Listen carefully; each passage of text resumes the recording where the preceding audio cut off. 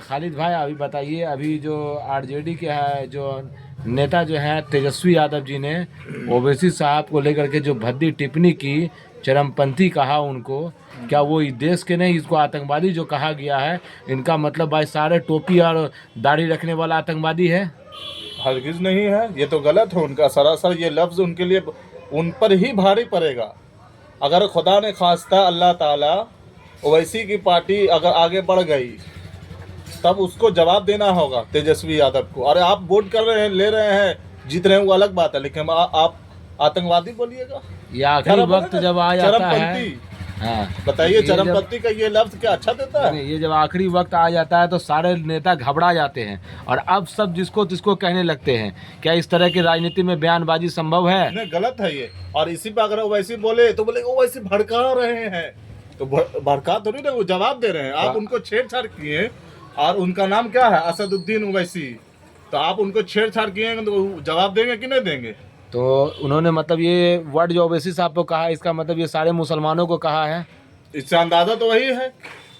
तो मुसलमानों को अब क्या मैसेज देना चाह रहे हैं? मुसलमान दरी मंत्री बनेंगे, वो कुछ भी कर लीजिए, लेकिन दरी मंत्री बनेंगे। दरी मंत्री क्या कहने का मतलब आपका है? तो दरी बिछाएंगे, आरजेडी का जो है उनका दरी बिछाएंगे। और आज एक हद हो गई कि ओवैसी साहब मुंगेर से उठे हुए हैं और 6 तारीख को वोटिंग है।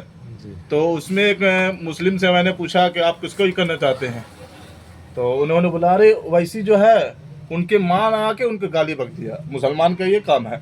अरे आपको नहीं देना है, नहीं दे सकते, आपकी मर्जी है, लेकिन आप ये बोले कि नहीं। मतलब आपका कहने का मतलब यही सब मुसलमान के कारण, यही सब बोलने के कारण जो दरी मंत्री रह गया उसको हक नहीं मिल रहा है। अरे लेकिन हम लोगों का कहना यही ना है कि हम 18% है तो हमको हक दीजिए। और आपसे कोई 18 सीट तो आपको दे दिया 18% वाले को। कैसे दे दिए, कहाँ से? 243 में 18 सीट आपका।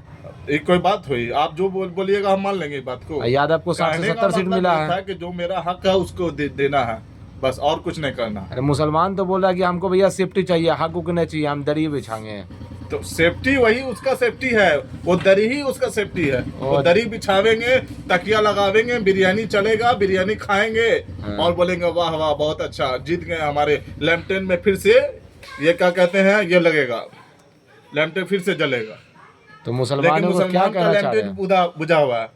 तो मुसलमानों को क्या मैसेज देना चाह रहे हैं बताइए? मैसेज को दरी बिछाना है और कुछ नहीं, दरी बिछाना, दरी से ही संतुष्टि है, मुसलमान इसी में संतुष्ट है। अरे आपको वैसी साहब को वोट नहीं देना है, लेकिन आप उनको गाली दे रहे हैं। गाली देने का जरूरत है, मुसलमान है ना जी, अल-मुमिन वल-मुमिन, मोमिन का क्या है, भाई है, लेकिन आप उनको गाली दे रहे हैं। और यही देखिए अभी अपने लोग गाली देते हैं तो अब गैर लोग भी गाली देने लगे हैं। हाँ, तो कहेंगे कि गैर गाली दिया।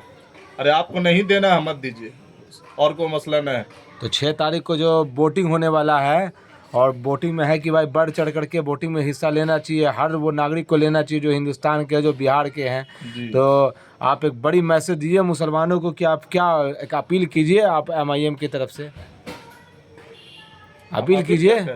आदमी लोगों को अल्लाह ताला खुद समझ दिए हैं कि हमको अपने लोगों को आगे बढ़ाना, जो हिंदुस्तान का भला करे, और हिंदुस्तान का भला होगा तो हमारा भला होगा, मुसलमान का भला होगा, हिंदू का भला होगा, दलित का भला होगा, ईसाई का भला होगा।